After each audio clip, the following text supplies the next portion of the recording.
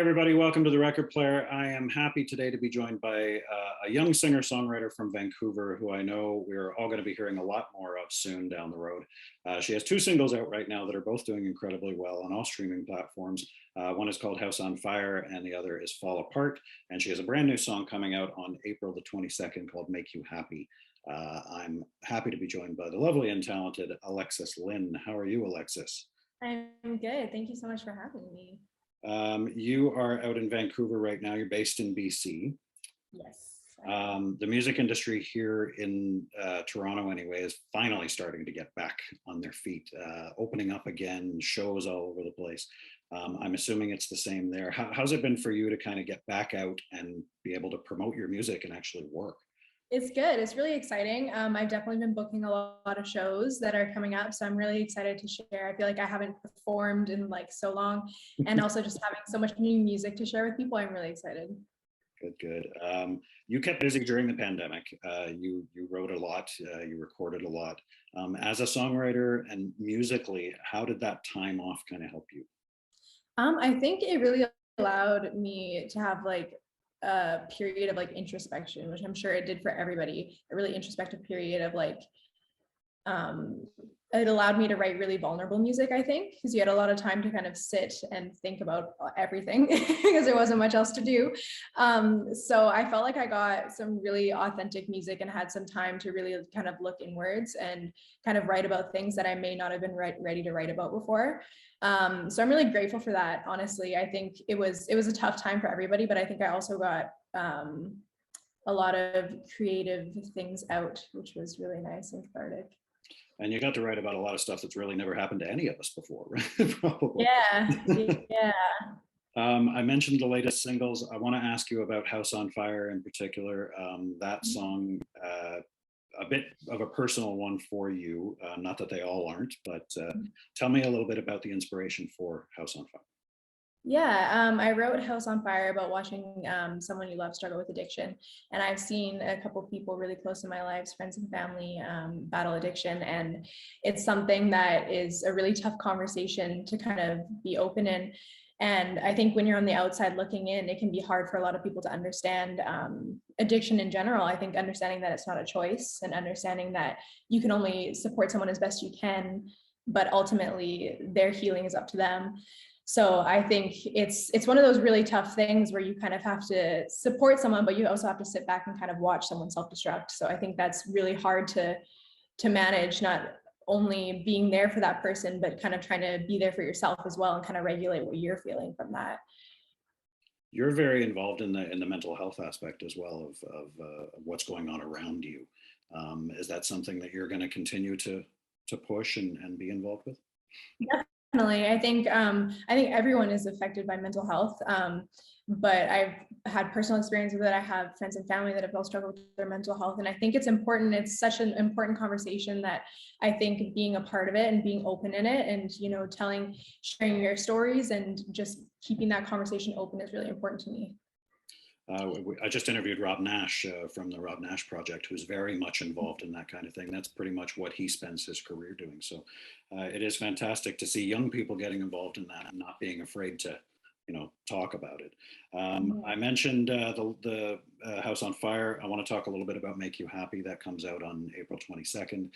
Sounds like a bit of a upbeat. Yeah, it is.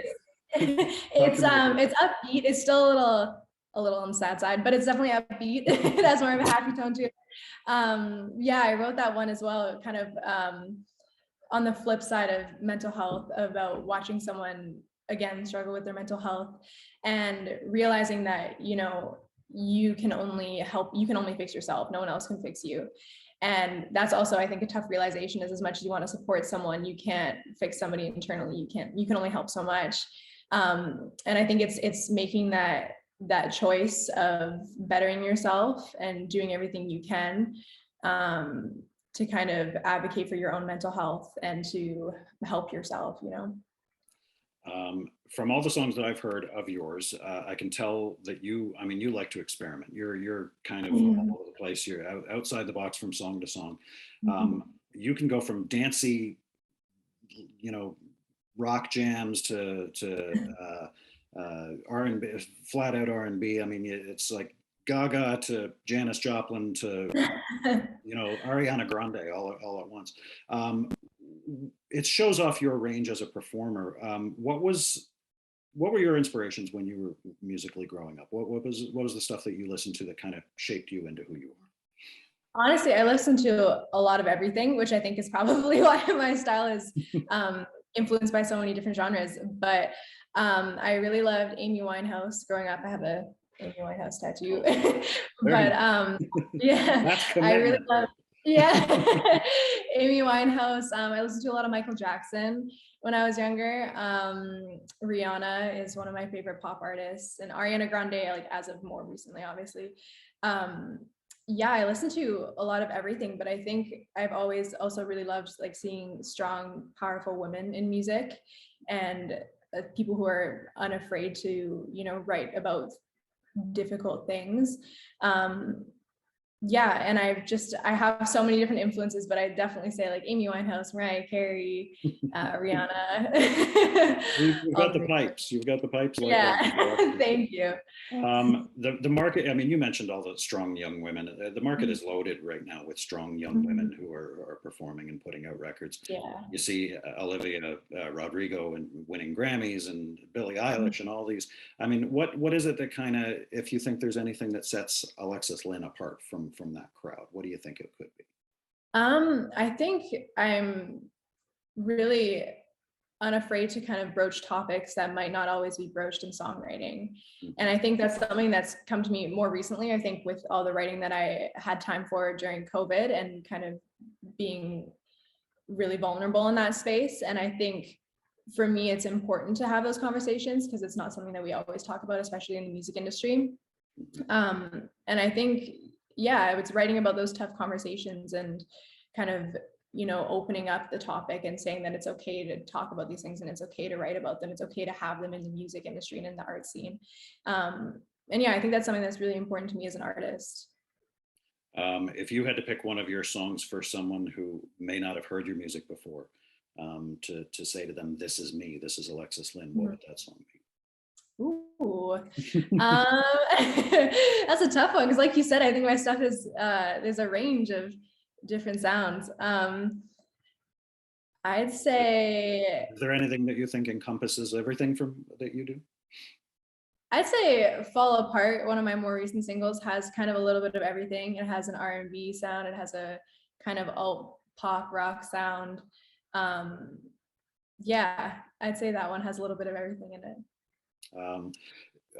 When I spoke to William Prince, he talks about being an Indigenous artist, and obviously that affects every aspect of his music. How much of being a young Indigenous woman do you take into your music? Yeah, for me, I grew up, my mom is from Ontario as well, and we're from the Caldwell Band in Leamington. Oh. And yeah, very small. And so I grew up outside of that, unfortunately, because I grew up in BC. So I've been trying to reconnect a lot with our band and with my culture and stuff. And something that's always been really notable to me is how important songwriting is in our history and in our culture. And I think storytelling, not songwriting, which is storytelling is what I try to bring into my songwriting. I always want to have a storyline and you to be able to see the song when you hear it and when you listen to the lyrics. I think it's important to me not to just write about anything or just write about nothing. It's something that I want people to be able to visualize. And that's always been really apparent to me. Being Indigenous is how important stories are. And I think that's something I always try to take into my music as a songwriter.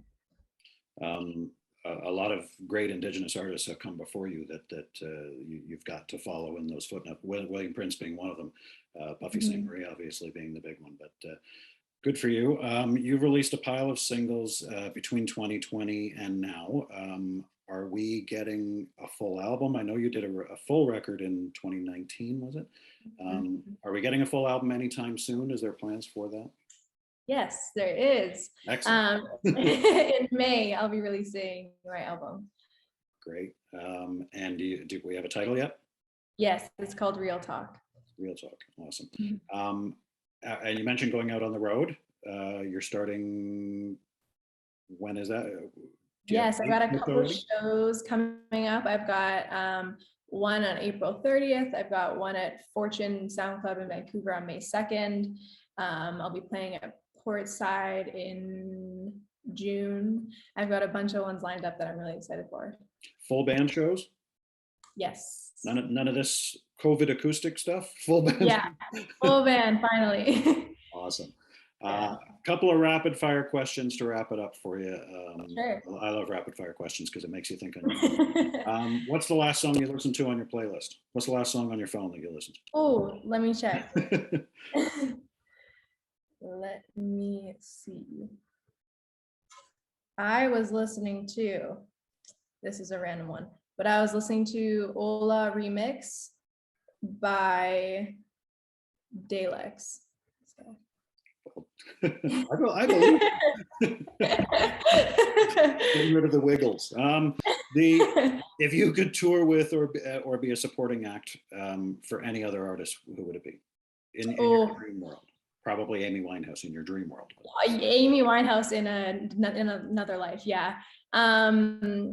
Currently, probably like Ariana Grande or like Doja Cat. I think would be really cool. Record company tells you that you have on your album, you're forced to do one cover version. Okay, let's make that. No, he's trying to say hi. Oh, hi, Katie. Record company tells you that you've got to do one cover song on your new album, but you get to choose. What song are you choosing? Ooh. And why? Oh, two-parter. Probably. That's a tough one. There's so many. I'm gonna have to go with an Amy Winehouse one though. Again, probably "You Know I'm No Good" by Amy Winehouse. Excellent. I just love the dark tones of that song. That's great. As I mentioned, House on Fire, Fall Apart are available on all streaming services and of course on your website, www.alexislynnmusic.com. And Make You Happy is out on April 22nd.